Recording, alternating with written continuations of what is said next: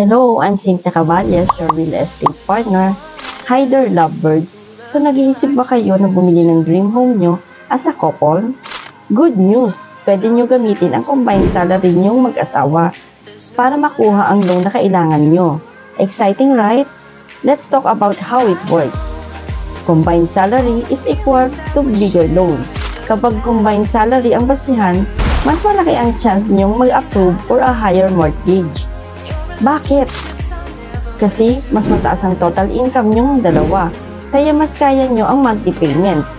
Think of it this way, imbis na ang isang income lang ang pagbabasehan ng lender, dalawang sweldo ang titingnan nila.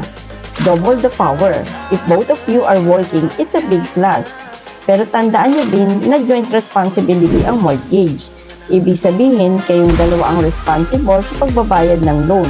Kung sakali man na may magka-problem, halimbawa, nawala ng trabaho ang isa, siguraduhin na kaya pa rin ng isa na mag-handle ng monthly payment.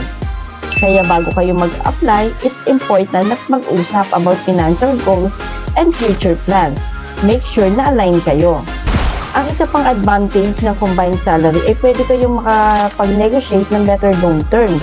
Dahil mas stable ang pinagsamang income, mas nagiging confident ang lenders na kaya niyo talagang bayaran ang loan, which could mean lower interest rate or better payment options.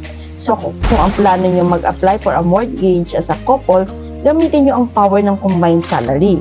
It gives you a higher chance of getting approved for a bigger loan and maybe even better terms.